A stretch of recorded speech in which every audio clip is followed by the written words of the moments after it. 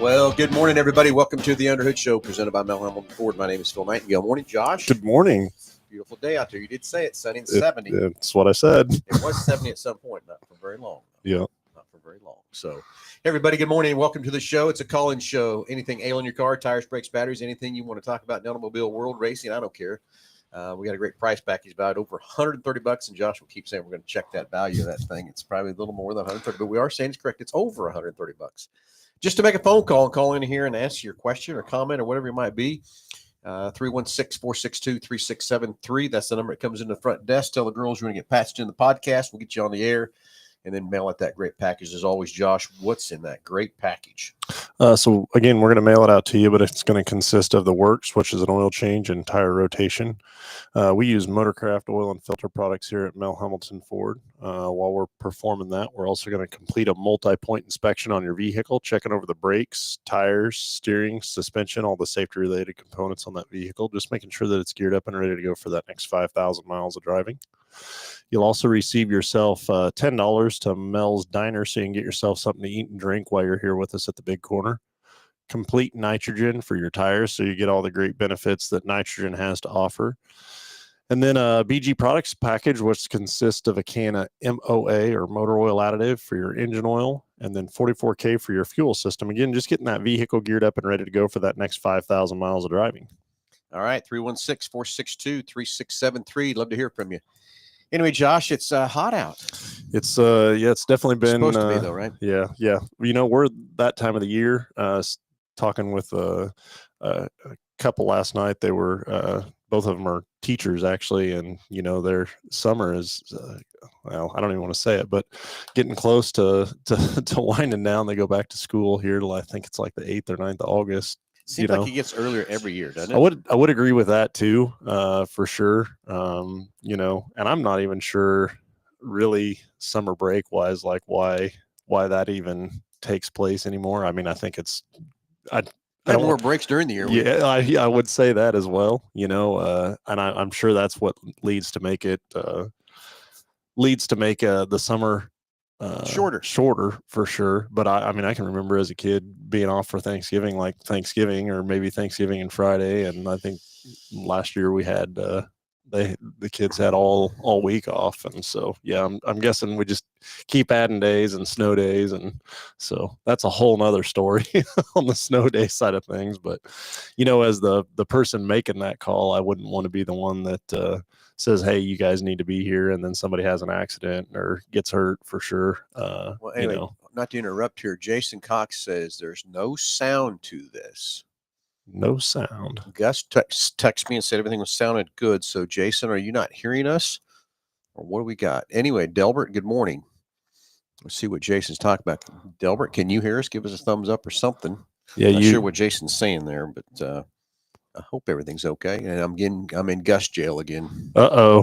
You had you had sound coming through, didn't you? I thought I did. So We'll see what Jason's talking about there for sure. But anyway, I'm in Gus jail again. I've got the black shirt on. Gus doesn't like my black shirt with the black background. Yeah, he says there is sound. So, yep. Jason, not sure what you're talking about there, buddy, but a little more info. We'll figure it out for you real quick. So anyway, back to not interrupting you there. No, that's all right. I was talking about snow, and it's the middle of winter, so we can move on. For sure. And so I've got a couple of, or I guess a question. I had a couple of instances this week, and just talking about the automotive industry in general. And what I'm referring to is things. I mean, you've been in the automotive industry for a long time. I have just as well. Just a day or two. Yeah, just a day or two, right? And I mean, I'm thinking of days back, even to like when you watching your dad, you know, be a part of it and dealing with customers and talking with them over there. And I got to thinking, like, you know, from the just talking about things, whether it's sales, service, parts, things that the industry has gotten a lot easier with over the years. You know, think of your dad back in the shop dealing with customers and visiting with them, but then also in ways that has made it harder in the industry over the years. Okay. You know, in any one department, for me, and what brought this on is visiting with this customer. So took Monty his Corvette the other day, Okay. and signed paperwork and stuff like that. And he's sitting there talking about the electronics as far as sending the links. And then he says I can't think of the last time I actually stepped foot in a dealership. Yeah. Between the pickup and delivery and the service and the internet allowing you to do so many different things. And I think the internet too is a huge change for the automotive industry, just in every aspect of it, whether it's parts and service and people becoming more educated about things, but the sales side of things and what the internet's done to them. But then I think on the consumer side of things, back in probably your dad's day, customers were probably way more educated, right? Meaning the cars weren't near as complex, Right. and everybody knew general components and maybe even some sort of location to it out of necessity. Would you agree with that, or what I'm saying?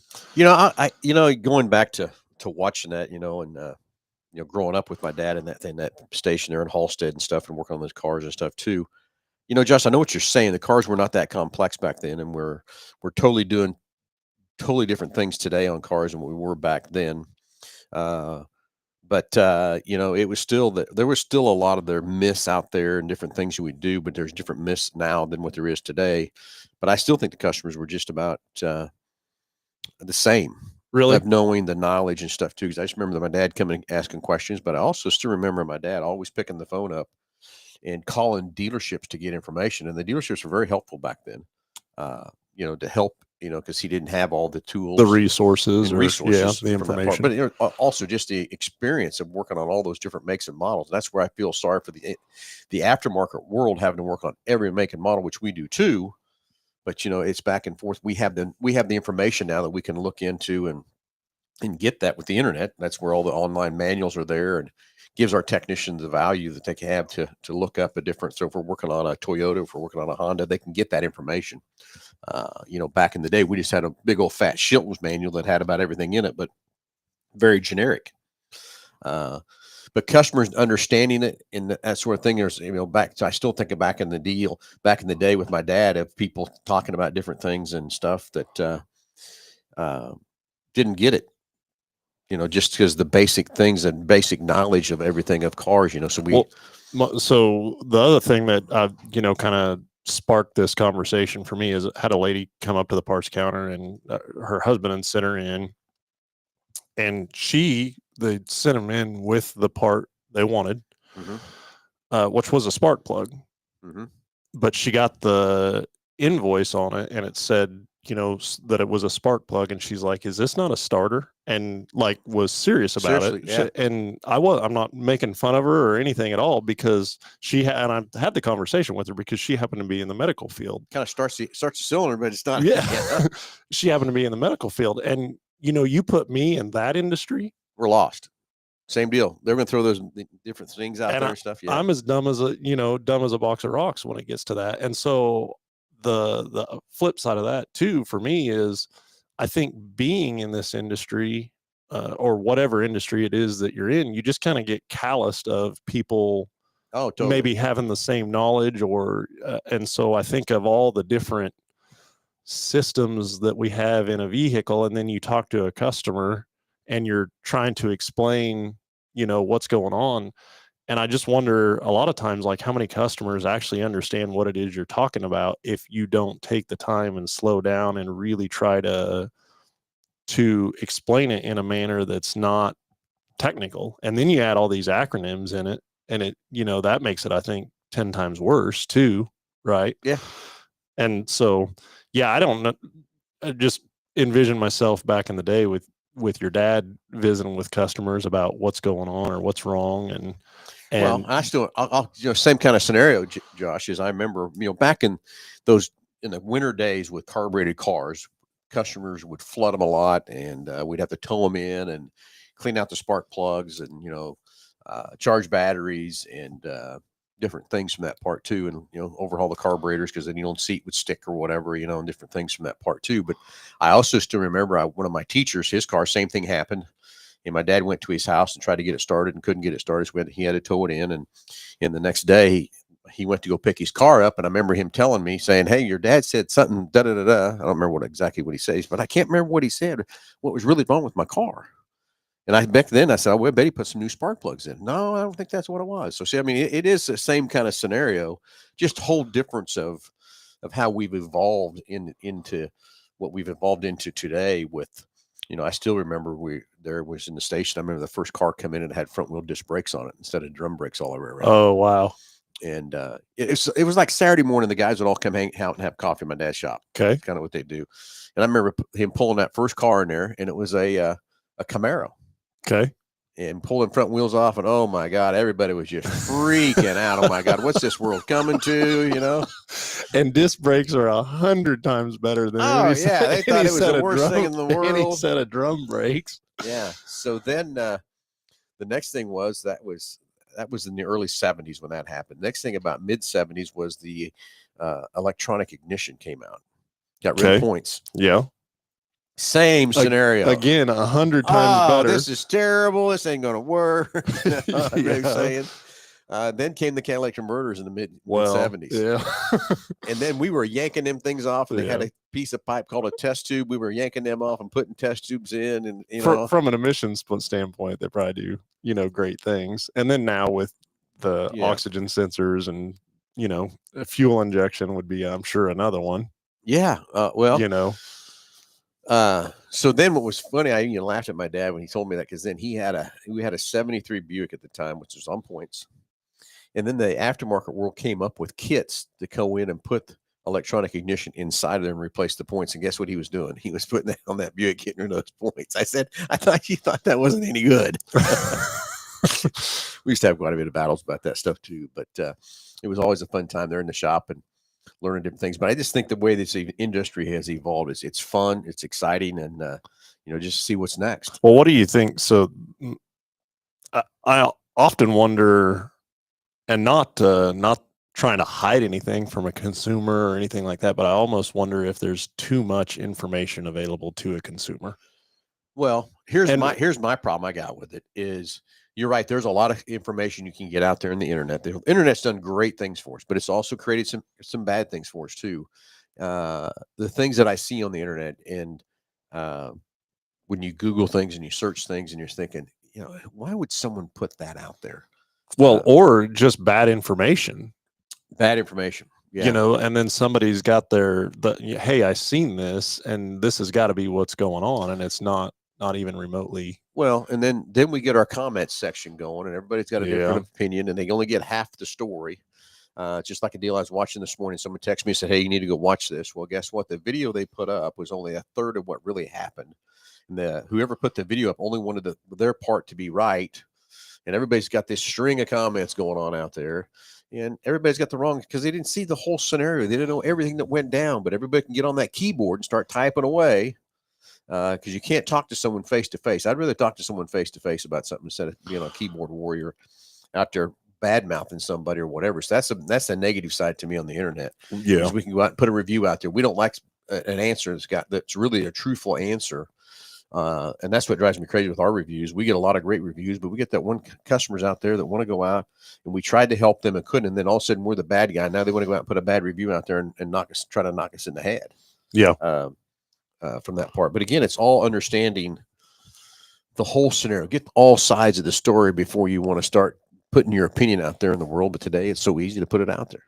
Would 100% agree with that. I view the comments almost like a survey. You get the people that are happy, that are never going to say anything or had a good experience and never say anything. But then the person that's going to post that survey or put something out there is going to be the one that,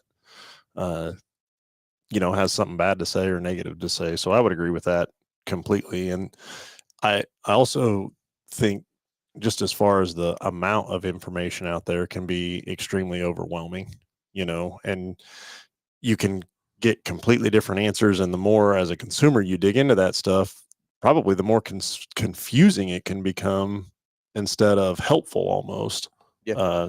I think of Ford Pass has done a lot of great things, as far as the connection that it gives the owner for an owner experience. I use it every day. When I But start my car, check where it's at, check my fuel level, check my tire pressure. I use it every day. Now I'm thinking from the other side of that is they're giving customers information as far as check engine light comes on and specifically maybe what kind of code it is and stuff like that, which again I think is good information, but also like if you don't have a good working knowledge of the vehicle, it still doesn't really mean a whole lot to the consumer. It's no different than someone having a medical condition and then getting on the internet and start Googling up, how many different opinions can you get there? Wow. Yep. Would agree with that. Scary to death, that part too. Hey, 316-462-3673. You want to chime in on this conversation? Let me hear your opinions, your ideas, your questions or whatever, or just what you think of all these comments we're making about how the world has changed and how the internet's changed our world and stuff too. 316-462-3673. Anyway, it's like the internet. There's so many good things it's done. Just like you're talking about Monty. He hasn't walked into a dealership for quite a while with paperwork and stuff where we can do digitally. And that's the thing with the internet has created, though. It's created thieves out there too. Yeah. To where they can easily steal your identity and stuff. So we have bought a program that we can securely send you a link that you can put your information in. It securely comes back to us and it's protected. And no one can steal that information from you. Did that cost a little bit of money? Yeah, I'm afraid it sure did. And but that's how Monty's made it so easy. So now we've got into the digital forms to where he can send everything electronically and sign everything electronically. I mean, what's the difference standing with a wet ink pen or signing electronically on the phone? And again, us as a dealership, we have to make sure who we're talking to on that phone, of that internet connection, to make sure that who we are and who it is. So that's why we also have you send us your driver's license and an insurance card. And if we're really questioning everything else, we have other ways of sending things to make sure that we're talking to the right person from that part. And where it's really gets scary is when you're talking to someone out of state. Yeah. When there's a big gap in distance and stuff like that, for sure. Yeah. What do you think? So I think for me, I would say the largest change, or that's changed the industry the most, would be internet. But now in your dad's time, what do you think he would say the biggest change in the automotive industry was? I think his biggest thing, I remember him talking about it. I remember when GM came out with that 3.6 liter motor and it was injected. Okay. And that thing did it for its time and its day.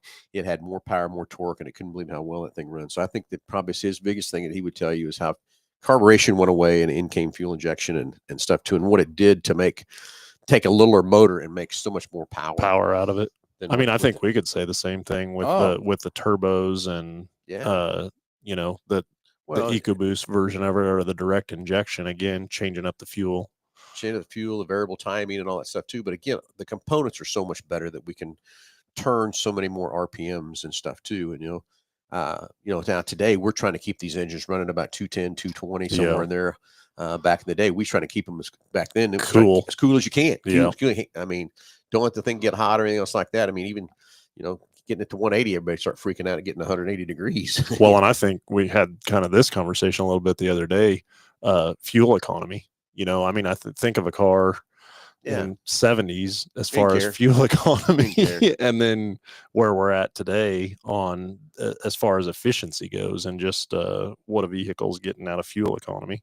Yeah, you think about the things I mean, dealing with that we don't deal with anymore is like when you had carburation or whatever, and the pinging that we'd have, engine knock. Now we don't have it because we have electronic ignition. Is timing and watching that knock. The other one was always the dieseling, where you shut it off and just keep running. Different stuff. And the way we'd fix those things back then, it's just that's how we fixed them. I mean, we put premium gas in it, stopped the pinging instead of adjusting the timing like we should have. But we always, again, more timing means what? More power. So just keep putting the timing to it. And that, again, we don't even do that anymore. It's like, I'm running around the other day looking for another timing light for my race car and stuff back there on the late model, and I got one technician. Everybody's looking at you like you got three eyeballs. The young guys too. What's a timing light? For a timing light. Yep. Yeah, the young guys did, but we had one technician in the shop, Omar, that had a Tesla, had a timing light. He said, "I just keep around just because every now and then someone comes looking for one." So somebody's gotta have one. But the difference of tools and stuff too. I mean, the hand tools are still kind of the same. I mean, really not a lot of change. Well, there. I mean, we can talk about that too. I mean, air is, as far as air compressor, back in your day or even my day, you'd walk into a shop and you just heard air tools nonstop. And now with the electronic and the battery stuff. operated stuff, like we need about a half the size of the air compressor of the one we actually have, now. We had air hoses running everywhere. And Mm-hmm. shoot, I remember when I was wrenching, I'd have 4 air hoses so I could have each one of my air tools hooked up, ready to go. Not have to worry about unconnecting, picking another one up and stuff. And oh yeah, the difference of that, and then lubricating the tools and doing all that stuff, keeping the water, because we didn't have the dryers like we do today in the air. Yeah, we had water kept squirting out of these guns everywhere and stuff too. So it is amazing. We could sit here and talk for hours about how things have changed and stuff too over the years, and how we, God, I remember when I worked at the truck center coming out of there, and I'd have to put a sheet over my truck seat so I wouldn't get it all greasy and grimy. How dirty I was coming out of those deals. and that's just, I don't know. Not to say that we don't get into an engine or transmission from time to time, but that's not really the case. And then, I mean, just reliability on a vehicle. Think of, back when you very first started in this industry, what the average number of warranty claims in a 36 probably warranty started out as what, 1212. What was the warranty on a new vehicle when you 1212 when you very first started in this 12 industry? 12 months, 12,000 miles. That's all the warranty you had. Do you think so back in 60s, what was it then? I don't know. You know what I'm saying? Yeah, how did that change or evolve? I'll bet you money. Probably, I bet it was probably 3 months, 3,000 miles back then, back in the 60s or something, I would think. 3 months, 3,000. Yeah. Okay. Do you think so? It went from 1212. Did it go to 24? 24, or did it go from 1212 to? I think it went to 336. I think really straight off. It's been quite a while there for a while. Now, remember the manufacturers. This was probably in the mid 80s. Maybe mid 90s when they went to the 100,000 mile warranties. Yeah, so that was 90s, and the powertrain warranty. Yeah, and then it stayed that way for quite a while. Yeah, and then each manufacturer kind of did their own rendition of it too, as far as 336 is pretty standard across just about every platform. But yeah. Anyway, Joe Petty, truck drives good, sounds good. Thank you very much for the help last week. He called in the show a couple weeks ago, and I seen him in here and talked to him. Joe, what did we actually end up fixing on your truck? I never did hear what we fixed. We'll have to hear from what he actually got. Had some kind of noise or something in the front end, if I remember correctly. It was, I asked, gosh dang it, I don't know. Maybe there's been some repairs between now and then. Oh, I know. But you're right. Things have changed, evolved, and you know what? Things are going to keep changing and evolving, and stuff. And well, I think for me, that's what is a motivating factor for this industry, right? Is just always kind of something new, and, things aren't always the same, for sure. Yeah. And a lot of times it's good, sometimes it's not so good, but the bad typically gets highlighted pretty quick and changed. Well, and it's like yesterday, I sold a new 25 Expedition to a customer, and he was coming out of a 17. Okay, so that's a lot of change. Yeah, and so the biggest thing that scared him to death, and his wife too, was the Blue Cruise. They went down Kellogg with it. He said, "Man, that's crazy." So I can't let go. I just can't let go. I said, I tell you what, I get it, because when it first hit me, I didn't trust it either. It was scared to death. It took me for the longest time to trust it, to know that it was okay. It took me forever. I always wanted to grab the steering wheel. I didn't trust when it's coming to the braking and all that stuff. And now we can just hit the turn signal and it'll turn. And the day, Josh, I was going down down 235, and I was ready to turn in here. And so I wasn't really, relying on Blue Cruise. I hit my turn signal. Dang thing wouldn't turn. I thought, dang thing's broke. Hit it again. Wouldn't go. Yeah, the car beside me. Somebody there. What's it, man? So you were just mad because it wouldn't turn. Yeah. And it's a thing that we get so easy with the protection we have in our cars today that we didn't have. And of course, I do remember, fighting over airbags when they first come out, because everybody thought that was the greatest thing in the world. But the problem was the manufacturers, they were adding airbags to the existing cars. They weren't adding airbags around the car. The car. And every car has a different rate of compressing as you get into a wreck, and you got to have the airbag to blow out exactly at the right amount of time and everything to do that. So the airbags today, back when it first came out, I still remember that I was standing on the showroom floor at the Pontiac store in Topeka.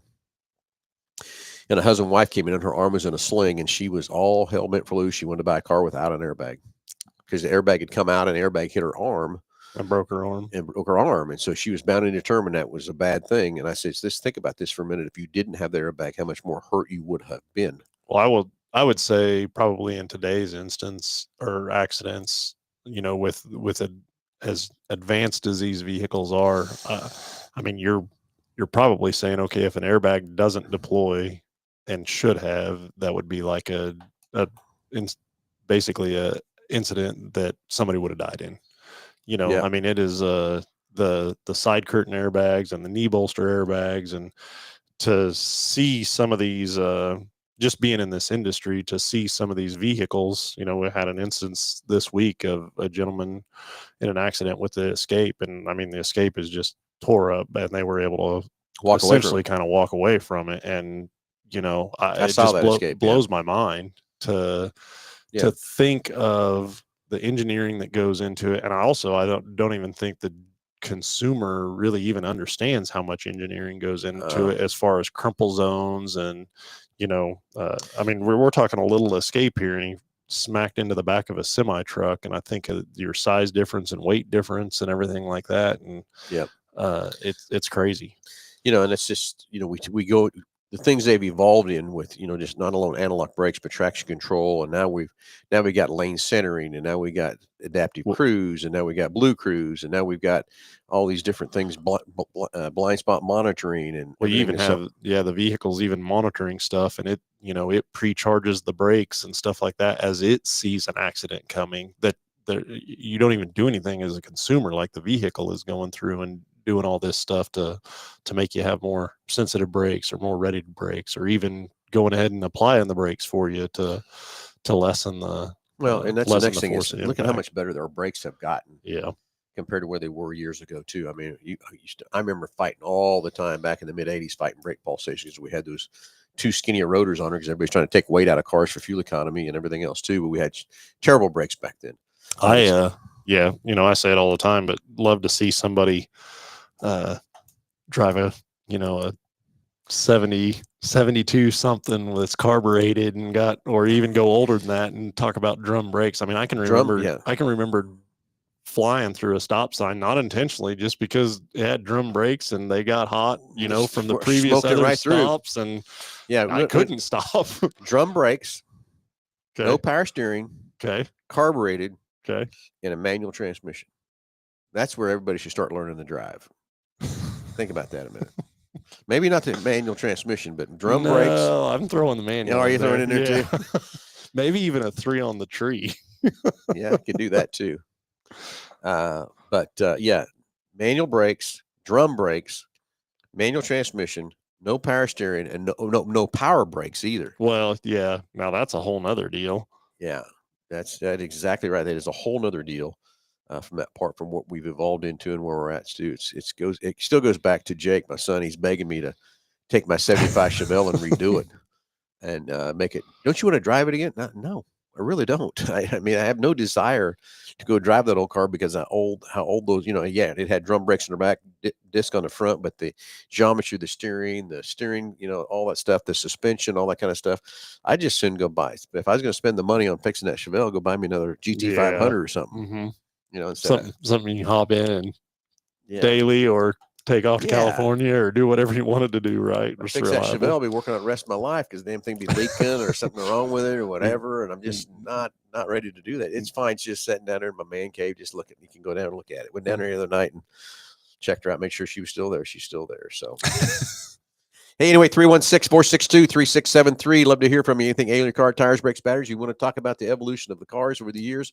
Our conversation we're having today, love to hear from you. 316-462-3673. Joe Petty put a rod in the steering column. All right. Yeah, so it was a steering shaft. I do remember that now. Gus sent us a text here on the evolution of the car warranty. And yeah, there's 1900s to 1920, no formal warranty or minimal. So example of that is like 90-day warranty. Yep. Ford offered only a personal promise of 90-day defective coverage, excluding key parts from 1950 to 1960. There was a 90-day, 1 year, 12,000 mile warranty. There we go. There's your 1212. Mm-hmm. Ford introduced a 1 year full car coverage in 1961. Full car coverage. So the other 1212 must have been powertrain only. 1 year, 12,000 mile. And then in 1961, Chrysler offered a 5-year, 50,000 mile powertrain warranty. Wow. They had to do that to sell those things. Yeah. I didn't say that, did I? Yeah, 5-year, 50,000 mile powertrain. Then 1970 to 1980 was mostly 1 year, unlimited miles to 5-year, 100,000 mile. And then 1990 to 2000 was a 3-year, 36 standard is when most brands went to that as the baseline. Yep. Yeah, there are, there's a lot of manufacturers out there now that have much larger powertrain warranties. But again, powertrain warranties aren't, we don't really put a whole lot of engines or transmissions or anything like that. And typically what you see is if a manufacturer does have like a defect in one of their specific, part numbers or SKU numbers, they'll come out with like an extended coverage portion on it. I can think of a lot of different manufacturers out there now that have powertrain, extended powertrain coverage just because of, a defect of one way or the other. And again, it's not the powertrain side of it. It's all the sensors, all the switches, electronics. Yeah. And that's what I tell people too, when they come in and are buying a new car and they're talking about that. When I need some powertrain coverage. No, you don't. That's really not what you want. When the car breaks, it's other things that happen to it. And I promise you, when I sell you a car here at Mel Hellman Ford, it's gonna break at some point in time.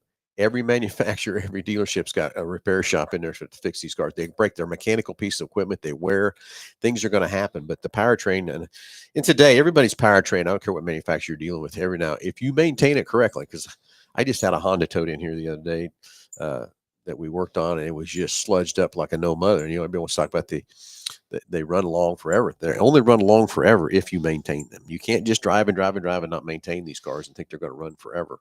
This doesn't happen from that part too. So everybody's powertrain today is pretty good, just because the way we've advanced in the different types of metals and everything we're putting in these engines and stuff too today.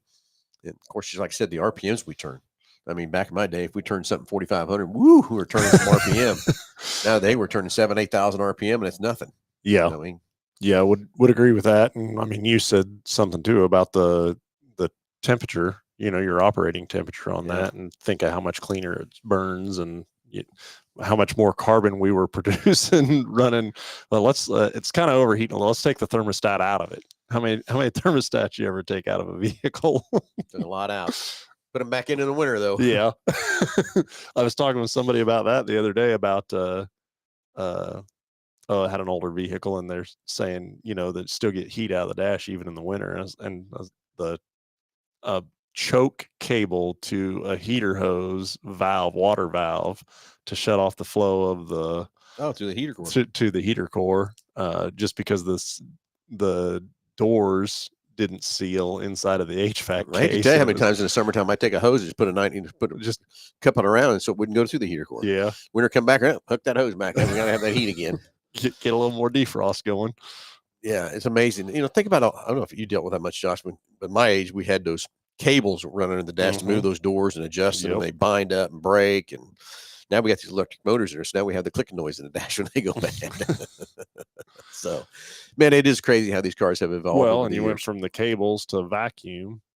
Oh yeah, and I can remember as a GM tech. I mean, GM started electronic dash actuators. Mm-hmm. I mean, I can remember probably as early as maybe 98, somewhere around there when the body style changed. Okay. And then Ford, I mean, ran vacuum all the way up into the early, well, yeah, I mean, you brought a stickler head with me that way. But then now I look at, like the sync systems and stuff like that, and how far ahead Ford is compared to the other manufacturers on that side of stuff. And so, I think that they've got to look at their competition, right, and then see what they're doing, and then kind of come up with a new way to do that too, or to make things more efficient as far as these manufacturers comparing what everybody's doing, you know, on how to get there. Oh yeah, I mean the manufacturers come up with something new, and then they try to put a patent on it when how long it takes to get a patent on something like that too. But everybody has their different. Like we have the Blue Cruise, and Chevrolet has Super Cruise, and Yeah, it's the same scenario, same everything, just a different name and stuff. But well, and I think too, you got a pool of engineers, right? And who's to say these engineers aren't working over here this year and then working over there here next year, and that I'm sure it happens. All that information transfers, Yeah, they have a non-compete. Yeah, bet they do too. Hey, Delbert's on the line. Let's get Delbert coming through here. So we'll get Delbert on the line, see what's on Delbert's mind stuff too. That part. But anyway, we'll get Delbert on the line here, see what's on Delbert's mind. I'm sure he's got something exciting to talk about down from Oklahoma City and stuff too. So anyway, 316-462-3673 if you want to jump on the air here with us, and we'll answer your question or your comment, whatever it might be. So Delbert coming through. Maybe. Maybe. Jeremy Kane, I said there's very few younger people that know how to drive stick shifts. I agree with you that too, Jeremy. Very many people do not know how to drive a stick shift car. Delbert, you're live with Under the Hood. Go ahead. I know how to drive a stick shift car, that's for sure. That's what I learned on. I didn't learn on an automatic. The car wasn't much, but it was a car, and it was the first one I owned. So, yeah, 72 Chevy Vega. What year?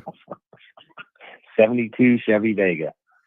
Okay, so he has the carbureted down. He has the manual transmission down. What was your drum brakes? No, you had disc. I don't know. Vega might have. They had disc brakes on those. Disc on the front and drum on the back. So we're close. But I'm wondering, was it power brakes though? Yeah. I'm trying to remember. I cannot remember honestly. Can you? But I think it was. Could you? I don't think you could get a disc brake system without. That might be true. When we went to disc, it might have been power assist. Power assist all the way. Yeah.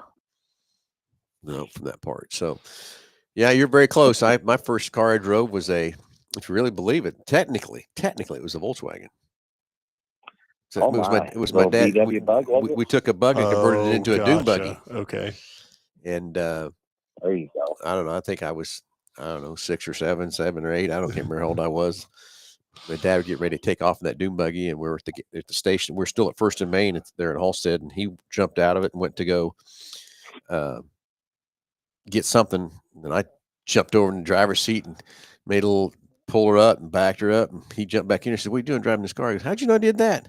Because it was dirt back there. You could see my track strap pull up and backed up. Boy, kids, we were dumb, weren't we? Yeah. So then game was on after that. It was a game on, taking off. And I wished my brother-in-law Greg was listening to the story, because when I first met him, I was probably, 10 years old. And we still had that dune buggy. And the very first time I met him, he came to Halstead. And it was around the 4th of July. I remember he had a whole bunch of fireworks in his car, but I took him for a ride in that dune buggy. Scared him. And he could tell you. Oh, I'd love if he was listening to the call in the show and tell us about that dune buggy ride he went on. I scared the hell out of him, I can tell you that. Did you scare you? Or no, I don't think it scared me. Yeah. It just scared him. Yeah, we had a set of. I don't know if you remember those, Josh. They were called the Road Phil Hug. got scared after he got caught. That's when Phil got scared. I told somebody the other day, I said, if that town of Halstead could talk, boy, I'd be in trouble. But anyway, yeah. So, anyway, one of the things I was thinking about when you guys are talking about warranties was these. I don't want to give any names out, but these companies that advertise online for, you pay us every month and we'll pay for your repairs. We'll pay directly to the dealer. Man, you guys deal with any of that kind of stuff? And how does that work for those that may be interested? I'm not, but don't do it. They're just going to take your money. Exactly. And then when you do have a claim, they're going to figure out every way not to pay the claim and everything else too. The other day, I heard I don't listen to radio very much, but I heard a spot where Danica Patrick, the race IndyCar driver, Yes. NASCAR driver, Yes. she was trying to introduce one of those warranties. And I tell you, everybody, that's another deal out there in the marketplace of where you buy your warranty from, what you got, and then when you do have a claim, are they going to pay? Or are they going to put you through all kinds of hoops that it's so hard to pay and everything else too? And I know, Josh, we run into it every day because we try to honor everybody's warranty that comes through the door and stuff too, but a lot of times I think customers get mad at us because we can't get it covered. Well, I'm sorry, it's not us; it's your warranty company that you bought from. Mm-hmm. We could list Well, off. it'd be like going to having a regular Ford warranty for your 36,000 miles, never changing your oil, and then you wonder why I have no oil at 36,000 miles, my engine blew, and then expecting the Ford to pay for it. Yeah, I still remember that Chevrolet They truck. don't do that. We had a Chevrolet truck come in and had 40,000 miles on it, and it had an engine noise in it. So we sent it over to the GM store It's a diesel. Yep. We thought it was under warranty, and they pulled the valve cover off and basically voided the warranty. I mean, and I couldn't believe it when I seen that valve cover. I mean, it was unbelievable. He could have never changed that oil. No way. Yeah. In 40,000 miles. There's no way. That's how sludged up and junked up that truck. And I agree with that on GM turning it down. I wouldn't have done it either. But I wouldn't either. 40,000 miles. And I mean, it looked like it. I mean, it was so full of sludge and so full of gunk. It was unbelievable. What that truck had been through. Well, one of the things I would say to people, if you're going to go out and spend money on something like that, you better take care of your car on top of it. Because if you don't, the warranties aren't going to cover you. Well, and just with that's something we need to point out to people that, hey, you're out here, you buy a new car, you don't change oil, but you expect the warranty to fix things when they break because you didn't do something you were supposed to do. Those minimal requirements that the companies have are there for a reason. Yeah, that's exactly right. And like Phil has said in the past, make sure you go out there and do them more often than they require. Yep. Yeah, the expense of these vehicles, like you can't afford not to maintain it, for sure. Agreed. Long term, for sure. Yep. Well, that's where I was going with that. So I mean, that was kind of a shorter conversation I thought it would be. Don't do it, folks. Don't do it. I know these companies are not going to like us for that one, but that's okay. That's okay. It is what it is, right? Well, So. I can't believe nobody's called in today. That's the only reason I called in to try to get that going. And well, Josh has got too much hot air today and just keeps talking away. You guys are doing awesome. Don't get me wrong. I just expect people to call in every week, and sometimes we just don't get anybody out there. And we got to get people out there to call in. That's what this is, the call-in show. So, hey, folks, get out there, give them a call. 316-462-3673. Give them a call. All right, Delbert, we appreciate the call, buddy, very much. Keep safe in Oklahoma City. Don't keep hydrated. Don't get out there in the heat too much.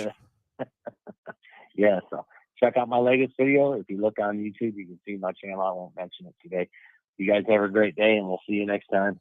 Delbert, have a good weekend, buddy. On the End of the Show live. There you go. Good talking to you, buddy. All right, bye. Okay, Josh.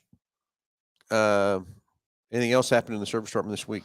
It has been a crazy busy week, but you get to this time of year and you got people doing a lot of traveling. I think the heat has a tendency to play havoc on vehicles a little bit too, from that side. But I would say it's probably more people traveling, and then typically, in summer we're a little shorter on staff for family vacations and stuff like that as well. And you try to be accommodating and work around all of that. But it has been definitely a busy week. And as we started the show, or was talking about the show, going back to school, that's a huge thing. I think that's going to be on everybody's mind or here pretty close. And so if you got a son or daughter that's maybe getting ready to head off to college, or let's get that vehicle in and get it checked over, or look to get the multi-point inspection done on it before they take off, for sure. Whether it's a vacation or a college situation, or I've thought about that 5,000 mile interval and how important I think it is to inspect that vehicle, almost more so than the service itself, for sure. Yep, exactly. So, all right, Josh, everybody, thanks for tuning in this morning. Thanks for listening. Thanks for all the comments coming through there. And Everybody have a great Saturday. Stay out of trouble. Stay hydrated. Stay cool. It's going to be hot. Everything else too. But everybody, talk to you next Saturday, 9 o'clock. Everybody have a great weekend. Talk to you soon.